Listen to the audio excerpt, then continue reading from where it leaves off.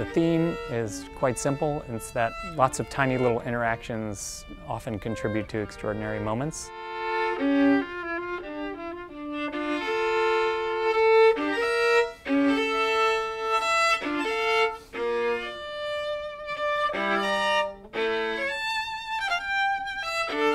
Before I start, I think it would be good to say a couple of words about the piece I just played. I mentioned that that's written by Johann Sebastian Bach.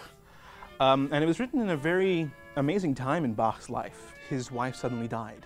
And out of this incredible sorrow comes this piece, the chaconne. He used the violin, reinvented technique for the violin to go from it just being one voice and one line like a human voice to using several voices at the same time, which is called counterpoint, polyphony. And, you know, composers after Bach have actually asked many times why Bach didn't write this piece for an orchestra. And I actually think that the whole point was that he wrote it for the violin. That this one tiny single solitary instrument represents the power of one single solitary tiny voice. And that one voice to express the entire breadth and depth of human expression.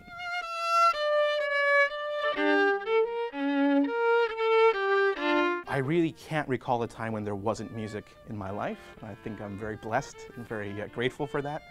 I started playing when I was 4. I had two very, typical, dogged, determined Indian parents. They noticed that I was talented, and they really pushed me to keep going and keep pursuing. And I was very lucky to audition for and enter the Juilliard School in New York City. I studied there for a couple years. I played my debut in Tel Aviv with Zubin Mehta and the Israel Philharmonic Orchestra when I was 11. And I had my first chance to go to India when I was 10 or 11. And it was an amazing place to make music because I had never seen audiences react so strongly, like people sobbing and crying during concerts. And I was wondering, what the hell is it that moves people so much about music? And I started thinking more about, what is it that happens inside us when we listen to music? And what is this incredible power that music has over us? And eventually, what can that do? Music for me my entire life was something that I felt very deeply anchored inside me. It was like that second mother tongue that I was able to experience emotions that I couldn't even describe.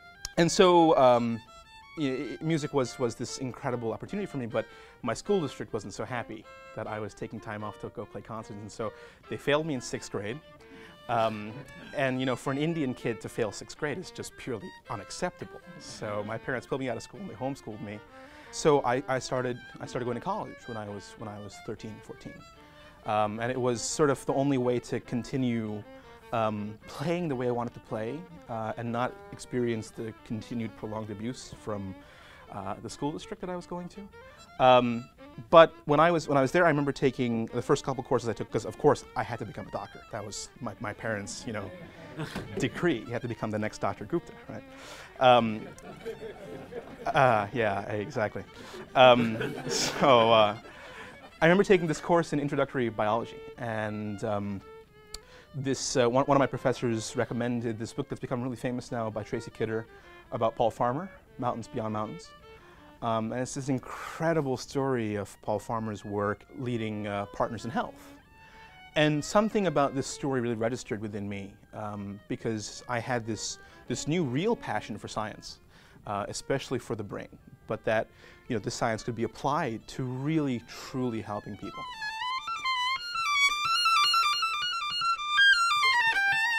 There's a story that I have to tell. It's about this neuroscience researcher who was studying music and the brain. And I had this long, amazing afternoon with him where he walked me through some of the leading research of music on the brain. He showed me MRIs of several different individuals' brains, and one of them the musician's brain. And you can pick out the musician's brain as you could pick out something from a lineup. If you take, for example, a violinist's brain, there's like 130% increase in the cortical representation of the motor cortex for the left hand in our right hemisphere because of all of the connections that have to be there for the sort of intricacy of the work that happens here. And that when we listen to music, our entire brain lights up. There's not a music center in the brain, which is why music possibly works with so much efficiency in treating massive brain trauma. And because of the way that music connects the brain, it's able to stimulate other parts of the brain that were otherwise, damaged. And so this has become also popular in our recent science consciousness with the shooting of Gabby Giffords. And this individual I was speaking to at Harvard, Gottfried Schlaug, was the one who came up with the therapy that became really crucial during Gabby Giffords' rehabilitation. And it's something called melodic intonation therapy. And he started working actually with stroke victims who experienced a similar type of injury to the part of their brain that controls word processing and language processing. And he would find that whereas these patients couldn't string together a sentence like, "How are you?"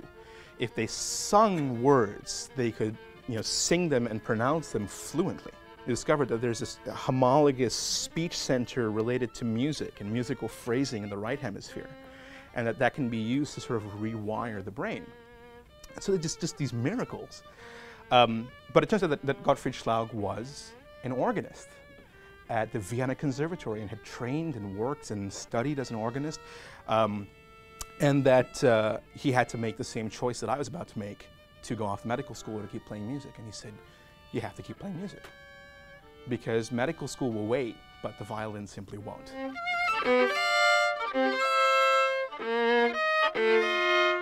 I ended up coming out here to Los Angeles, and I played an audition for the LA Philharmonic. And I was 19. It was my first audition. I didn't think that there was going to be a more challenging thing to do as a sort of desperate last chance in making music before I went off to medical school, because I thought there was no way in hell that I was going to win that job. So it was like a dream come true. There was not much more of a Hollywood dream for a classical musician than to come play for the LA Philharmonic.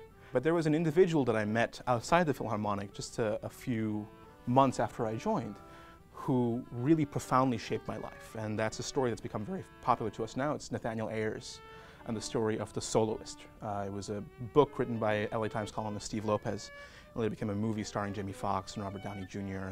And Nathaniel suffers from a very, very, very deep affliction with paranoid schizophrenia. And he was a very talented double bassist studying at Juilliard in the 70s. When he dropped out, and he was treated with shock therapy and Thorazine, and worked his way across the States and ended up living homeless on Skid Row for nearly 30 years before Steve Lopez heard a violin in Pershing Square in downtown LA and started talking to this guy, and the whole story began, that he was this incredible musician.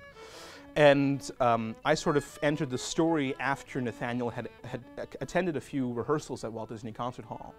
And he was no longer homeless, and the book and the movie was just being finished. But he asked me for a violin lesson.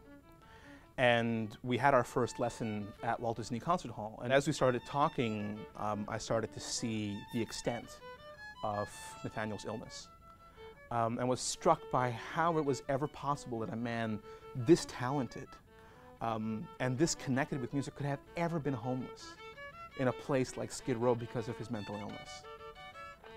I couldn't understand that. And so in the many lessons that we had after the first encounter at Disney Hall, I started coming to Nathaniel, and I would tell him that, well, where can I meet you? So that, it wasn't that the music was only contained to the pedestal of Walt Disney Concert Hall. The experience of music wasn't only on the hill. And so we had our next lesson on the sidewalk.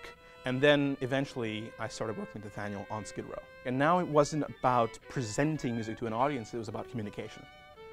Because there was an aspect of the connection that I experienced with Nathaniel that couldn't have happened through words. There wasn't enough that we had in common. There was no way to establish a connection. In fact, it terrified me so much to interact with Nathaniel that I could only really do it through music, because I knew it was necessary to do. And so Nathaniel showed me that music was a type of bridge that connected my world and his. And that in this way, music was this sort of language that went deeper than words and registered, maybe not just in the brain, but registered in our heart. And so based on this experience with Nathaniel, I started an organization called Street Symphony. And one of the first experiences we had, before there was even an idea for an organization, was we just wanted to make music for more people like Nathaniel. And a colleague of mine and I from the Philharmonic, we drove down to a veterans center in Long Beach, close to where the TED conference is held. And we played for a group of veterans there. And it was one of the first times where I felt in my life starting a concert, this was a fundamentally bad idea, because the audience members looked so depressed. They had this glazed over wall up in front of their faces. And I was, again, that sort of pit of stomach dread feeling of how could I register with this audience? Why was I there? Why was I there? Was I there to show off and say, look what I can do with music? Or was I there to communicate something? And the more I worked myself into the space of understanding that this was about communication, the more comfortable I became. And the more the audience started to enjoy what we were doing. And it wasn't prim, and it wasn't proper, and it wasn't perfect, but it was there. You know, it was a sharing of presence, it was a sharing of openness from this space of deep vulnerability. And that's what connected us. And after that event, this woman walked up to us, and she was shaking, she had a palsy, and she had tears streaming down her face. And she said that her father used to listen to LPs of classical music, but that when he left, she never heard classical music live before. And she said that for the first time in a couple of years, she stopped shaking without medication when we played. And it was like the light bulb went off in my head. And we started playing for shelters and clinics on Skid Row. I performed at the Chacon at the Patton State Hospital in San Bernardino. And Patton is a place where everyone is incarcerated because they've committed a severe crime due to their mental illness. And this guy stands up and he asks me, do you know any songs that we know? Any like movie soundtracks or, you know, songs from Broadway shows? And the first thing that came to my head was the Titanic theme song. And then immediately how there could not possibly be something worse than the Titanic theme song to play in a mental asylum. So I said, oh no, I'll bring it for you next time. And I kind of deflected him in this sort of pathetic way. And he started singing to me. He started singing in this beautiful, soulful, dark baritone. This spiritual, Jesus on the main line. From him, the music was an offering. That's what he had to give. And it was something that came from the depth of his soul and came with no expectation of return. It was a true gift.